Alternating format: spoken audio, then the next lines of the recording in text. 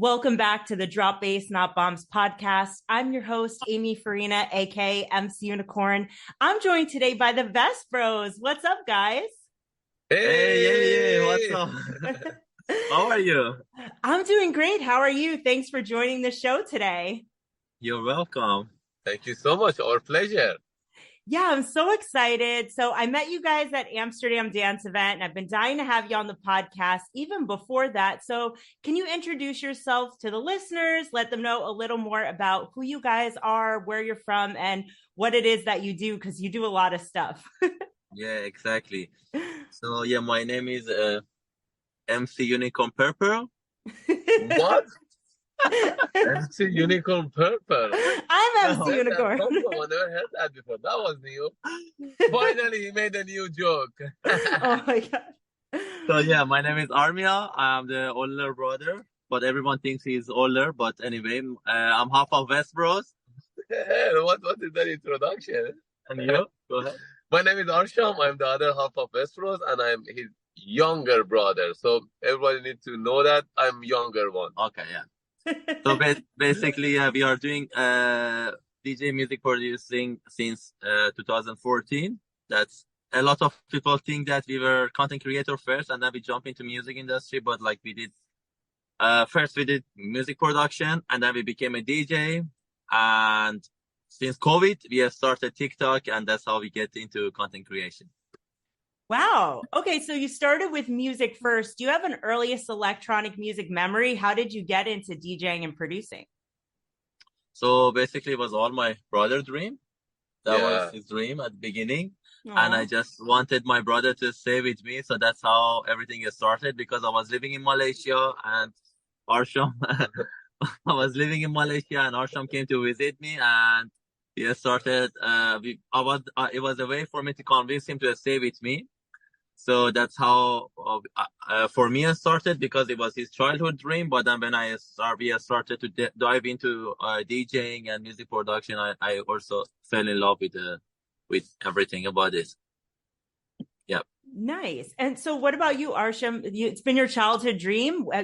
How did you get into the music? You heard it on the radio, or what made you say I want to be a DJ? Well, I don't know whether you know or not, we are originally from Iran, and in Iran, music, especially dance music, is illegal. So basically, you cannot hear this type of music on radio or TV. And the only way to listen to this type of thing was through illegal TVs or illegal CDs back in the day. So I started to see some of those illegal TV and illegal CDs, but all of the friends, they had it. And I started to love those earlier dance music. And I always wanted to be DJ. I seen some of the DJs video, but in Iran that was even DJ Alligator way back. I think it's around 20s, right? Around 2001, 2002, something like that. DJ Alligator. I'm not sure if you know who is DJ Alligator, but that was kind of our inspiration. I don't know. Does he do the whistle song? Yes, exactly. Yeah. I think I'm the same age as you guys. So yeah, I remember the whistle song. So the thing is, the guy was also Persian. The guy also was Iranian. I didn't know that. 20s. So all of us are 20s, right? Yeah, we're 25, Okay. Yeah. I'm 32. I don't know what you guys, but I'm 19. I don't know what you guys. I didn't know that he's Persian. Yeah, Persian. He's Persian. So I really love his music, and I wanted to always be someone like him. But in Iran, that was super illegal.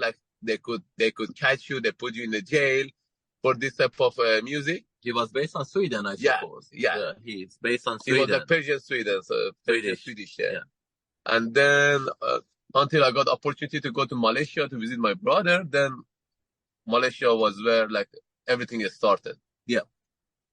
Wow. So, you mentioned you're from Iran, and I actually don't know your full story. I do know that you're from Iran, but how did you guys go from Iran to Malaysia to the Netherlands? Can you tell us a little bit about your background? And I'm very, very curious to hear the story. So it's a really long story, but the short form is that I was a book writer in my country. That was my first dream job was to be a writer. So I published a bunch of books in Iran, and I was starting to become popular in Iran as a book writer. And one of the book that I wrote, it got me into trouble in Iran. And, in Iran, is not freedom of speech, and government could, they could, put you in jail or even hang you if you say something wrong. So basically, that was not something that one of the book was, got me into that situation that I have to leave Iran over one night. So I had a few choices, because in Iran, with Iranian passport, you don't have a lot of choices. And the one of the choices was Malaysia. And so I just went to Malaysia. That's how I left Iran to Malaysia, and I become refugee in Malaysia at the beginning. And yeah, basically I just lived there until my brother came. Like after 3 years of us being of me being in Malaysia, my brother came.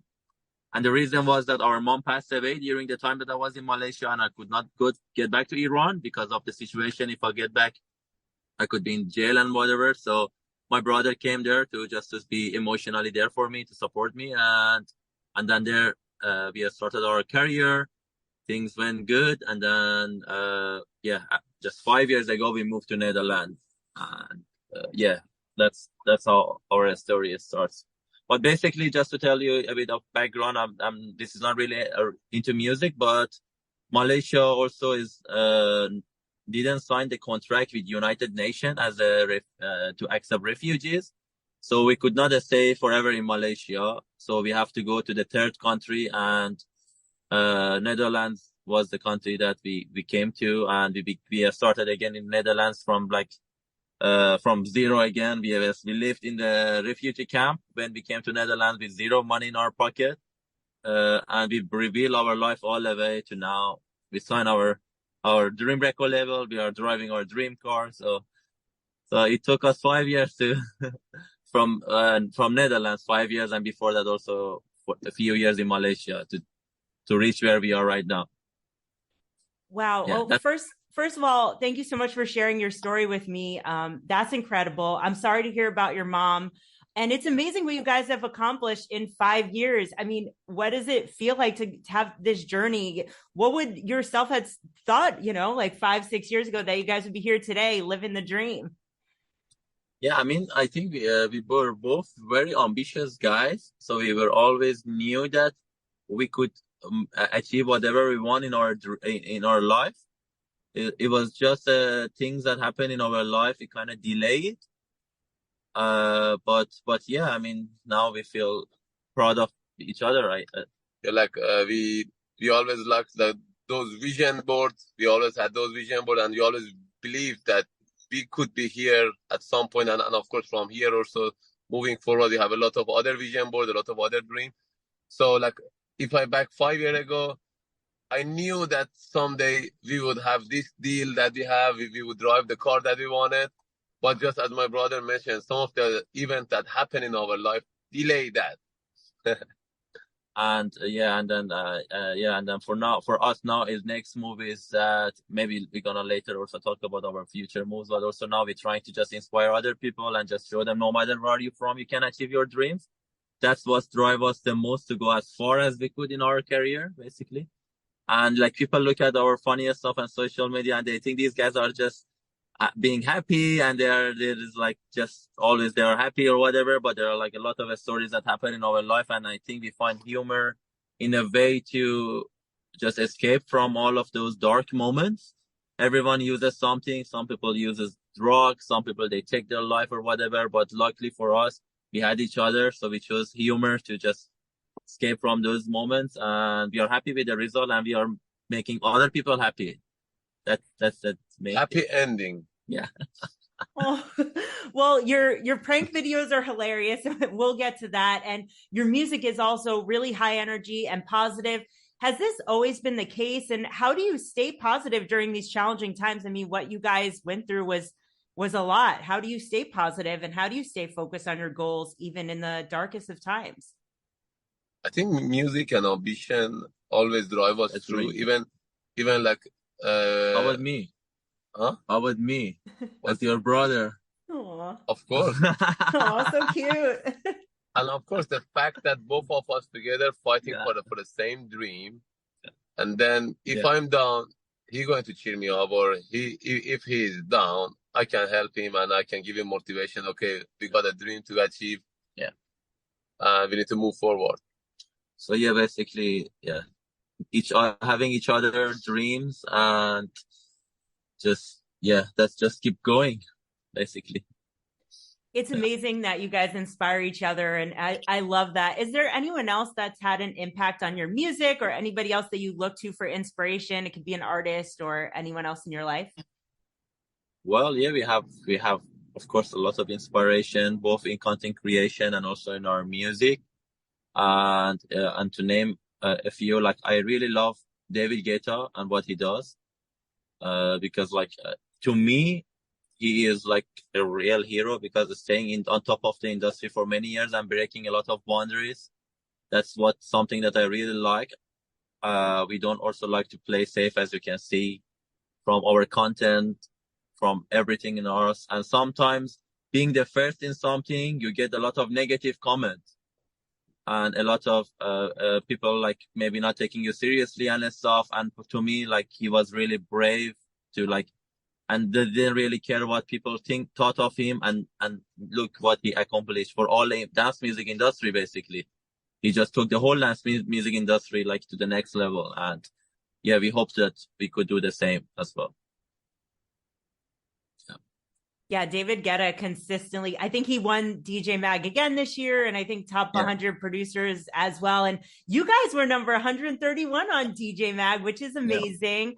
Yeah. You're also in the Billboard top 40. You're signed with Spinnin' Records. I mean, that's amazing. How do you guys feel about all of that? And what's next for you guys? Like that's amazing. Number one. Yeah. Well, what is next? We are now targeting for Grammy. Yeah, that's the biggest dream for us, to win a Grammy one day. So we are targeting Grammy, and the way that we started from beginning, like from where we started from, like all those, like back in the day when the music was illegal, how far we've been from even music scene to us, that way took us so much energy, and we saw that way like quite difficult, rather than like from here going to Grammy is much more easier. Yeah. When we look back what we have done, for us now, Grammy is just piece of cake. We're gonna get it one day. So. Oh, that's so cool. Do you ever talk to anybody back in Iran? Do you know if they hear your music or see your content? Yeah, and lately we have started our Persian channel on TikTok, Instagram, and YouTube. It's managed by our aunt. Aw, that's so cool. Yeah, and basically we are going viral in Iran, and people are starting to talk about us. So we may gonna have some songs coming out with biggest Persian singers as well. So yeah, but yeah, we are starting to get into that market as well. But the problem is they don't have a Spotify or YouTube that much. Yeah. So basically they don't have social media. They're using VPN or they're using proxy to see that. So in terms of music wise, it's quite difficult to reach them, especially our music is more in English. Yeah. But slowly it's getting there. Yeah. That's so cool. A couple of years ago, I saw a documentary called Raving in Iran. I don't know if you know it. Yes. Yeah. And I found that really interesting. I think the DJs' names were Blade and Beard. And I think they also do a lot here as well. I don't know if you also know them. I don't really know them, but we watched the documentary. Yeah, that time I think we were not really into Iranian scene, and lately we are starting to explore the scene and getting to know people. Yeah, that's so cool. And I mean that's amazing. I mean, your influence and your music and everything just transcends boundaries and borders, and it's worldwide. So I think a Grammy's possible. I love that for you guys. Yeah, but I mean, it's not easy. Yeah, like a lot of times we are getting a lot of criticism as well. But especially people in the dance music industry, and perhaps I would like to talk about that as well. Like, because like a lot of time people think that what we do is not creditable enough. Being funny, and also producing music at the same time, they find it is not really matching, and I don't really understand why people or some people think that way, because like what we don't really like, to us music and video right now are the art and create a art that we are creating. And as long as we make people happy, that's for us the most important. That's for us the most important thing is not to like impress other music producer or record label. We just want to touch people's heart and give them a good moment. So that's our first goal. And also I would like to mention that like what we are right now doing, I guess, is not easy. Like we are consistently working on creating new videos, creating new music, creating new videos, creating new music. So I hope people give us more credit for that. Just want to mention that. Yeah, because it's not easy to do all of that. Yeah, how do you respond to negative feedback and haters online? Well, yeah, do you want to go for it or Well, we normally try to ignore, yeah, and not really try to respond on that. But yeah, we just like personally for myself, just 5%. I never allow to get those negative comments come to me. Like I seen it, I just laugh to it, or maybe even I sometimes respond to that in a funny way. Yeah. But I don't know about you. Actually, how do you get it personally? I mean, people like when it comes to the fans and normal people, they're like just 5% negative comment. And what I do usually, I just respond to them and ask them questions, but then they will reply really long messages, and that helps our videos to even go more viral. So in a way, I will use the haters in my advantage. But to me, what gets to me is people like if there is like a negative comments from people in the industry, because when they don't understand something new, they will at first trying to be ignorant or just to like say, oh, this is not the real DJing or this is not the real music act or whatever. And yeah, so that's something that is sometimes I'm trying to just to explain more about the things that we do, because people perhaps don't really understand how difficult it is to create videos, how difficult it is to create a video that comes with the music and stuff. And this is something completely new. And it's kind of like the same time when the vinyl DJs were starting to criticize everyone that he was using digital DJs, I suppose. So I think it's kind of the same thing happening, because we are seeing more and more social media called DJs coming up. Even though for us, again, we were before music producer and DJ, but then, yeah, but this is something that is completely new. And I think, yeah. I think it's just like a starting of the TikTok. When we started TikTok 2-3 years ago, most of the record label and our friend in the music industry, most of them, they told us like, what the fuck are you guys doing? This is cheesy. This is clown. You guys are clown. Why you guys are on TikTok? TikTok are for kids. It's for pretty girls to have a dance on TikTok. What are you guys doing there as a DJ? And then after a year, or after almost 18 months. Yeah, 18 months, yeah. They all try to reach out. Oh, guys, can you help us with this on TikTok? Can you help us with that on TikTok? And do you guys have some new demos for our record label? So all of a sudden, everyone became interesting once they understand the power of TikTok. And that's, I think, comes to the point that don't judge things that quickly, or just let people to do what they want to do, basically, I would say. And yeah. And the last thing that about this topic I would like to mention is that, like, to us, we never really promoted alcohol. I mean, not alcohol, but drugs. Drugs is something that we never use personally, and we never promote in our music or whatever. And to us, it's always better to when it comes to the DJing, when it comes to the music. I saw some DJs or music. In their music, they are promoting drugs or whatever, which I saw personally how affected young generation. I saw in the social people that are 16 or 17, when they see their hero using I don't know, ecstasy or drugs or whatever into their music, they are starting to using those things. And to me, that's just something that's, I would say that is something that is uncreditable to me. That's my opinion, not making people laugh or giving them a good moment that is no harm for anyone, basically. Yeah. Yeah, I mean, I love what you guys are doing. I mean, you guys are pushing the boundaries. You're extremely creative. And I think always in society, whenever there's something new, there's going to be hate about it because as much as people say they like change, I think people don't. A lot of people don't. So they see you doing something different and they're like, there's a pushback. And I think, especially in electronic music, it's a lot of people with, very strong opinions. It should be like this, and I think today, influencing and content creators also get a bad name. Why do you think that is? Why do you think influencers like a dirty word? I hear it sometimes too, and I'm not obviously at the same level as you guys, but sometimes my friends are like, oh, she's an influencer. I'm like, why do you have to say it like that? Yeah, I think first of all, the better word is content creators, I suppose, not influencer. But influencer is like, I think people like just think is an easy job or is something that it doesn't help the social or whatever, or you could just take pictures and make living out of that. But yeah, I also don't really get it because as I said again, we have all these artists that they are promoting drugs and no one really goes after them. But the influencers that basically almost they're no harming no one.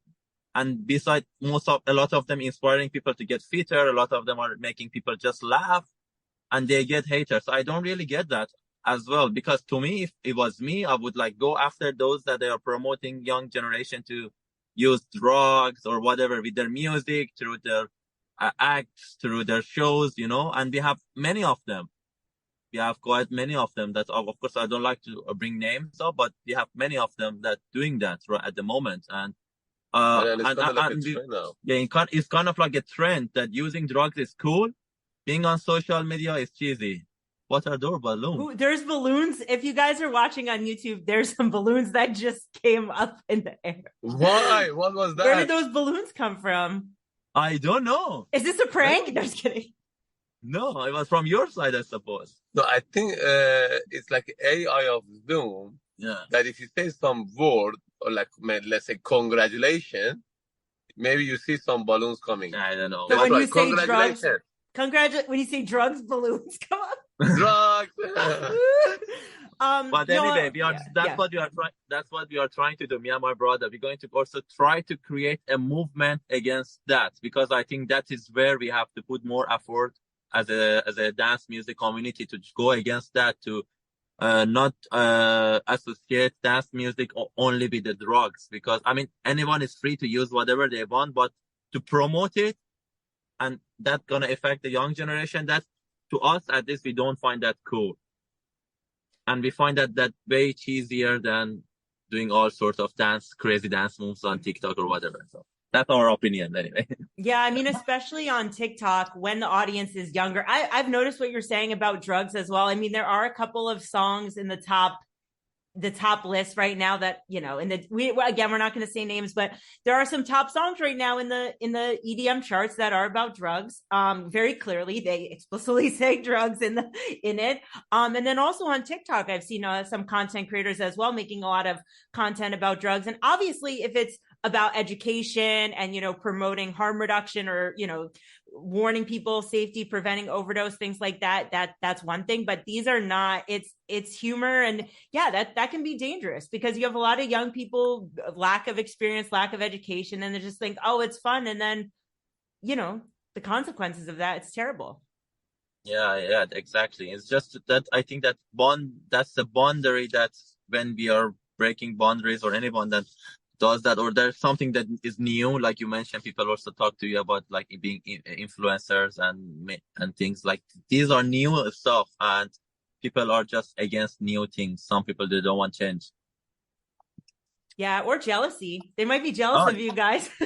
Yeah, I mean that could be also definitely that could be as well. Yeah, they see the way you guys live, living your dream life, doing all these cool videos, doing all these amazing collaborations, nice car, traveling, and they might want that for themselves, and then they just, haters gonna hate, Yeah, exactly. I think that's it. So how do you guys balance being DJs and content creating and all the cool things that you do? Must be really busy. What does like a day in the life look for you guys? Well, we try to normally have like different day for different topic. Like for like let's say if we work 7 day a week, we try to like have 3 days for music, 4 days for content, because normally content makes like takes more time because we are posting like every day a new content, and that takes so much time.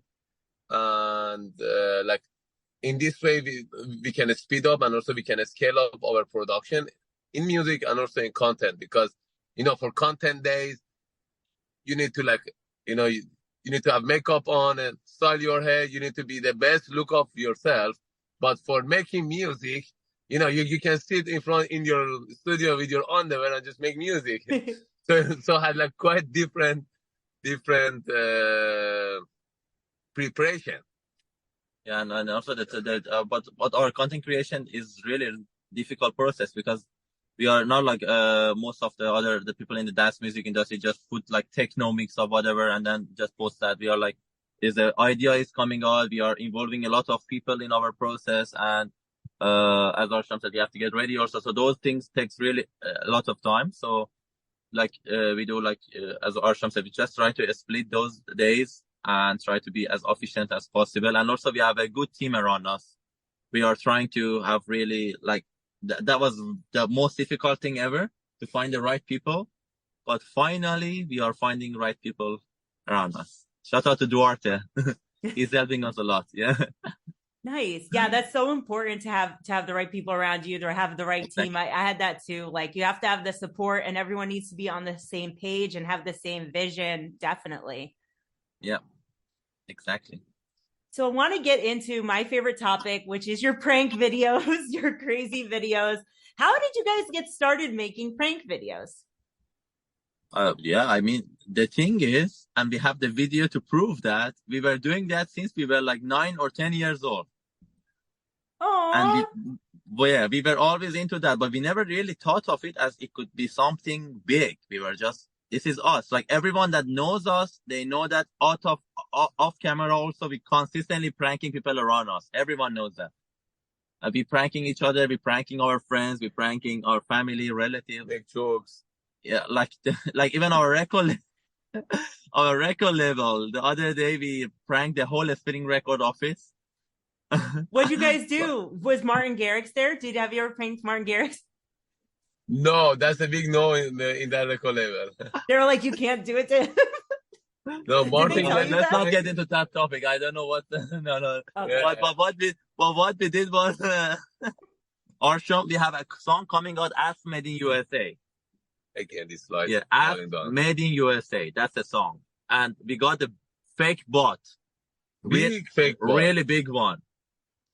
And Arsham wear that, and then we just walk into the office. So imagine Arsham walking with a fake bot, like huge fake bot behind him. And everyone in the office were like doing like this to each other, and they were showing Arsham bot. They were like, what's wrong with this? Did they? And we were like, and I was like putting a camera here to just record everyone's reaction. And I was like, everyone is looking like that, like, what's going on?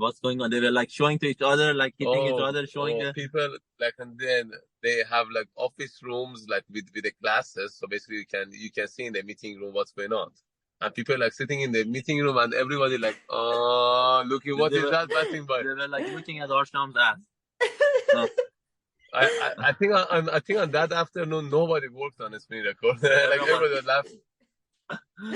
So basically we did that. But yeah, we love doing pranks, and that's how we. We did like 2 or 3 videos just randomly on TikTok, and then it went viral. And then we have started doing those more, and we felt really good about it. And we have started to notice like this is actually who we are. A lot of time we forget like what is our core. And then when we back to what it feels good and what is right and who we are, that's the moment like we get the most success and happiness out of whatever we do. That's amazing. So this has always been, I love that you guys have been doing this since you were kids. What's the craziest prank you've ever done? Or the biggest one? The biggest, the craziest. I mean, we did so many crazy things. We walked into the swimming pool with a huge TV in our hand. A TV? Yeah, TV, yeah. In front of so many people. Like I acted, I didn't see the swimming pool, and I just walked into swimming pool and just with the TV. Oh my God. Yeah, that was really fun, I guess. The police one was The donkey was like the biggest. The biggest one is donkey. one of the biggest ones was the donkey video that is pinned in our TikTok. Everyone could go there and to watch it. So basically, that was one of our biggest prank. We did so many pranks with the police until the point that Dutch police invited us to their office to prank their colleagues. So they invite the Dutch police media. They invited us to their office to prank the other police officers in their office. Dutch police, they're so cool. Yeah, shout out to them, by the way. I love Dutch police department. They are so open. They are so cool. And I never could imagine that one day I could, like in Iran, even just get a smile out of a police. But here they are super cool. Yeah, I saw your video the other day where you guys were getting a fine for feeding like the birds, like the pigeons, and you were like, "Do you accept Apple Pay?" And you gave them an apple. Like that's that's wild. Yeah, I think it's funny too with the Dutch police. I'm from America, and I can't imagine like a prank video going with the U.S. cops very well. So that's really funny. That you guys have made it work, and that the Dutch police like invite you to prank their colleagues. Yeah, they're amazing. I love them, and we're gonna soon perhaps make a TV program with the Dutch police. So yeah. That's so cool. So have you ever had a prank go wrong? Like you tried something and it didn't go. Okay, do you have a story? Any stories? Well, we have one we have so many. Like that one in Germany that actually didn't do, like it went like not how we expected. So I was supposed to ask stranger to marry me. And normally a stranger, like you see a stranger on public, they all say like, no, what the fuck, what is this? You asked me to marry for no reason, blah, blah, blah. And then, we've been into Cologne, the city, and then they have like a huge park. Again, there's a big light coming on the screen. What is that? Yeah. It's not me, guys. If you're watching on YouTube, we keep getting these animations. It's not me, but the internet likes your story. They're listening. They give you a thumbs up. Yeah, maybe they're listening though. Maybe the AI is listening. Okay. So you want to talk about that park or the couple that says the couple. So it was a park. So we've been into the park, and then we saw two couple are sitting. They were like a mid-age, 40+, and then I went to the guy, to the like husband, and 50. I told him, maybe it was 50+. It was 50+. They were like 50+, or even 60 perhaps. So there was quite. Then I got to ask him, "Would you like to marry me?" And then he was saying, "Yeah, you are my type. Let's get married." And then the wife was like, "What the heck?" And like he was chasing me through the whole park. He wanted to kiss Arsham. And then Arsham ran and he was following. They were super cool couple. They were like laughing and. So that was so amazing. That was really fun. Yeah, that was really fun. Or one time we went to the Samsung shop and bring an Apple phone to repair. And in the Samsung shop, so basically we bring the Apple to Samsung shop, and the person that was working there, he was like, "Yeah, we that's the problem. If you buy Apple shop is over there. They're gonna fix your phone in like 2 months. Here we're gonna do it just in 2 days." And then after that, we told him like there was a prank, and he said, "Oh, then don't post this because you're gonna get into trouble because it's Apple and whatever." Oh my God. Yeah, we have so many fail stories. Yeah. But supermarket a lot of time goes wrong. Yeah, but we didn't really make anyone angry. Just a few times people said that they don't want their videos to be used, so we didn't use the footages. But we didn't really make anyone. Upset. Because in Netherlands they have there are a lot of strong law for the policy, like for the privacy of the people, like how use their faces. Yeah. Even I think it's more strict than USA here. Like you cannot shoot this, you cannot shoot that, and there are a lot of people concerned about they don't want to be on social media. So yeah, it was those are the stories, but we didn't really so far make anyone upset or angry yet. Or get in like you never got in like serious trouble, right? No, basically we handpick people, so we see in hand. Yeah. They like from far away we look, okay, these are having good time. Or basically when you see someone passing by and he's so angry, he's like in himself. He doesn't talk to anyone. And he's walking fast. Another sign is if someone walk fast, it means that they are in a hurry, they are not in mood. And we also a lot of time arrange things. Like we know you, and then you have a friend, and then we together we prank the friend, or we know the shop owner, we prank their people that are working there, and then that way you don't get into trouble, basically. Yeah. Nice. Nowadays, yeah, because that will be more efficient for us, because at the before we were just walking to the places pranking people, and then a lot of time in the end we said that we cannot use the footages. So now we just make sure that we could use the footages. So we talk to the friends or the boss. So at like 90% of the time we are cool. Still there are sometimes that people they know they don't want to be in the video, but most of the time it's fine now. Nice. Yeah. Well, it sounds like you guys have a good system. And I mean, you guys have a huge following. It's constantly growing. Do you guys have any strategies or tips for people who want to get into starting a YouTube channel or want to get into content creating or just want to build a following online? I think that for me, the biggest advice will be just to be consistent. Just if you keep posting every day, you're gonna become better day by day, and then the algorithm gonna understand that you are serious. The platform gonna understand that you are serious about what you do, and slowly they're gonna give you more and more space, basically more and more visibility in their platform. So I think consistently to me is always number one. Just keep posting every day. For we did in past, since we started TikTok, I think there is maybe less than 20 days that I miss posting. I'm posting every day. So yeah, and I think don't overthink. Yeah, that's also like another thing that a lot of beginners do. They overthink the content in the beginning. Yeah, what niche should I choose? What content should I make? People are going to like this video or not, or what my friend think, what my mother thinks. So basically they should not overthink in the beginning that much, because whatever you do in the beginning is wrong. But you just need to start it to day by day improve yourself. And then you will understand your niche also, yeah, at some point. The niche, like what do you like, what other people like, it comes slowly. As long as you don't post something completely naked that in the future you regret some stupid things that you're gonna have a consequence for you in the future. But yeah, you could just have fun until you find your niche. Now you don't have to immediately understand. Just keep posting from different niche until you feel what is feel right for you. Yeah.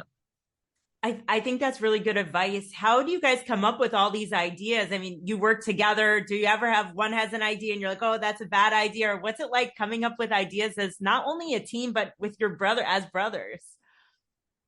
Yeah, we even a lot of time need to delete the ideas, because I have so many ideas. Army has so many ideas, and then we put all the idea in like one basket, and then we need to delete the ideas. Okay, this one no, this one yeah, this one no, this one yes.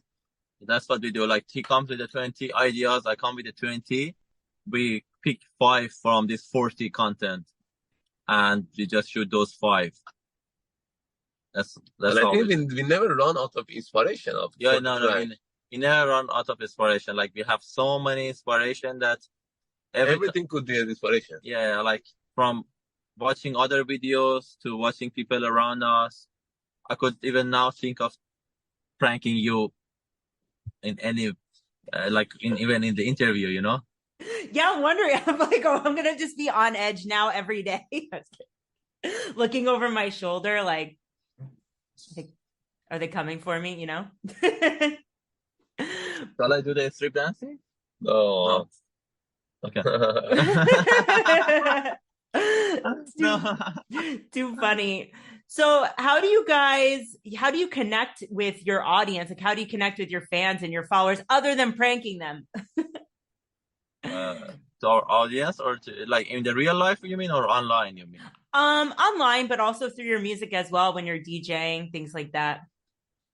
I mean, you have to. I'm not sure if you been in any of our shows before. No, you invited me during AD, but I was packed already. Like I had like 4 things every night. I'm gonna come to one of your shows soon. Yeah, well, what we do is Arsham is really, really good at connecting with the crowd. So basically, after like 5 to 10 minutes, he has all the crowd with him, and he's going like in middle of the crowd. They are dancing and doing all sorts of things. I think we perform really high energy, and we give the energy to the crowd. We get energy from them. We get energy from each other, and we go like absolutely crazy when we perform. That's how we do it. And there's always, we hear after that, like they all like love the energy. And that's the first thing that we always hear, like high energy in our performances. And then they're fun, or sometimes also we prank them. During the performance? Yeah. Yeah. Yeah. That's hilarious. So how do you guys stay energized during a set? Do you just keep like energy drinks or just from the crowd, or water? The water. Basically, and getting it from the crowd. Okay, I think we were discussing it with friends yesterday. I think the reason that we are really high in energy is because during the COVID, we were consistently going live on TikTok and playing a DJ set, but on the phone. And for that, we were always consistently wanted to keep the energy up, because on TikTok live, if you want to be successful, every second you have to keep the energy up. And imagine, like we were doing that for 2 years just by the phone during the COVID. And when it comes to the real shows and there are a crowd in front of you, you don't have problems anymore when you had energy just by performing in front of phone. So I think that was the key, because we don't really drink a lot. We don't use any drugs or whatever. We even don't use energy drinks, because I love my 6-packs. We trying to be really fit because we want to play topless in the Ibiza. So, so we don't get energy drinks. We just drink a lot to promote yourself. Yeah, I mean, you know. So if you want to see the more exclusive content, OnlyFans. Yeah. Is that what's next for you guys? OnlyFans? No, we don't have OnlyFans now. That's so funny. That's I think we just motivating each other, and also we do a speech. We do the pep talk before shows. Ooh, what's the pep talk? Can you do it, or is it a secret?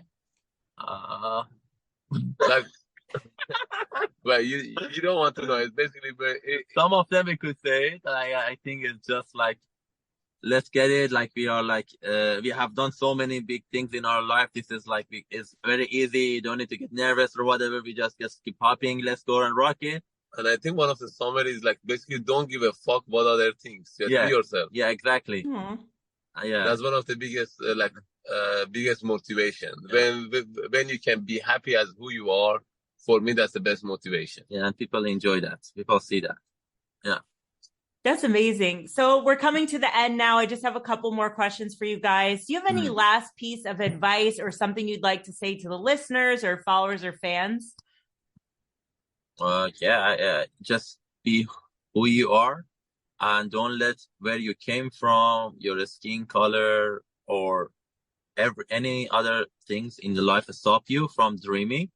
Definitely you could achieve everything that you go for it. And also don't care about naysayers or haters in general. Just do what you do, because I saw so many people giving up when they hear the first hate comment. Just don't give fuck. As you mentioned, also a lot of time having haters means that you are successful because they are jealous. So yeah, basically that's my biggest. And I thought, from my side, for those of new DJs or new producers that they want to come to the scene, don't look at this music and these artists that they try to promote drugs so much in their music. They try to consistently use drugs because they're just using drugs because it's cool and it's a trend now. I believe not. Like themselves, most often they don't use drugs. It's only they put it in the music, or maybe they use, but putting that in the music, try to not don't affect on you. This is only there for music, and they just want to act cool. And because we have a story about that. We have a relative that he was 16 years old. He said, I want to start DJing. And then after a while, we started to see he's going really hardcore techno. He's using drugs. He's wearing all black, and he only thinks that's how you could get started as being a DJ. To summarize, being cool and being a good DJ is not about how you use drug, you put your cigarette here, or you wear black or whatever. Just be who you are. You can be cool in your own way. Yeah. I love that. That's really good advice. So this is the question that I ask all my guests on the podcast. How do you rave for a cause or party for a purpose in your life? So yeah, but basically it's just no matter where you're from, you can achieve your dreams. That is our biggest cause, and we stand for that. That's how for us also started. Basically just no matter where you're from, you can achieve your dreams. Amazing. Yeah. Thank you guys. That was a good You're one. welcome. So final question, where can people connect with you online? How could they find all your content and your music? Onlyfans.vessbroz.com. I mean, we have all the platforms, all Vessbroz. TikTok is where you could see the latest videos and also connect with us live streaming, because every day we go live on TikTok. Instagram, you could send us a message. On Spotify, you could listen to our music. On YouTube, you can watch our videos. We are also making now long content format only for YouTube, so you can go there to watch those. Great. Yeah. And I'll link to everything in the description and the show notes so people can check you out. Thank you so much for today. This was You're a lot of welcome. fun. Thank you. Bye, so guys. Goodbye. Yeah. So that was my episode with Vessbroz. Funny enough, they've been on my radar for quite some time now. A friend of mine, shout out to Verena, she told me about them way back. She was like, you got to have these guys on your podcast. They would be perfect. But, you know, to be honest, I was a little nervous. I'm like, I don't know. They're like huge. They have such a big reach. They have so many followers. They're with spinning records. I'm like, I don't know about it. So I ended up holding off. I just was like quietly following them for a while. And then what's random, the universe and forces aligned. And we ended up meeting at the EDM.com networking event during Amsterdam Dance Event. I saw them there. I was like, these guys are kind of familiar. Went up to them. I was like, oh, it's you. And, you know, they were such a joy to have on the podcast. They were so excited to come on. It was such a fun episode. I'm still waiting for them to prank me. I'm not sure. I'm just every day, like looking out the window of my office. I didn't know if they were going to prank me during the episode. I'm just always looking behind my shoulder now. Like, are they going to prank me? Are they going to prank my friends? I think what they do is amazing. They are so funny. Their music's also great. They're doing really incredible things for the scene. So check out all the links down below in the description. Check out their content. Shoot them a message. Let them know that the Drop Bass Not Bombs podcast sent you. So now before we sign out, I have a couple announcements and messages from our sponsors. So first up, we have a huge announcement. Drop Bass Not Bombs finally has merchandise again. You guys know, during Corona, the company that we used to work for, they closed. So we were in the market for a long time trying to find a new supplier for our merchandise. And then we did the digital design contest and everything just took so long. But finally, we partnered with the Ravewear store and we're bringing you guys bomber jackets, caps, bucket hats, flags, fans, hoodies, t-shirts, so much more. So we have the original design, the original Drop Bass Not Bombs logo that you guys know and love. And we also have the new design. And then we have some merch that has both designs on it. I'm most excited for the bomber jackets. I love bomber jackets, and to have one with my logo on it, it's so cool. So head on over to rave-wear.nl and check out the newest collection, including the contest winner designs. And also a portion of the proceeds of the merchandise will go to a local animal shelter here in The Hague. So that's that. That's a huge announcement. Next up, more big news. I'm happy to announce one of my newest partnerships. So you might have seen them on my Instagram. I've been rocking them at Gearbox, rocking them at EDC Orlando. It's Eargasm earplugs. Eargasm earplugs makes high fidelity earplugs that keep your ears safe at your next rave or festival. The earplugs are comfortable, affordable, and unique to fit your every need. Use code MCUnicorn10 at checkout and save some money today. And next up, you guys know this one by now. This episode is brought to you by one of our sponsors, Shroom Beach. Shroom Beach is a rave and festival psychedelic beach and rave festival brand. They do it all. They have reflective and trippy and fun outfits, men, women, unisex, for everybody. You can use my code MCUnicorn20 and shop from amazing psychedelic swimwear and festival outfits by going to shroombeach.com.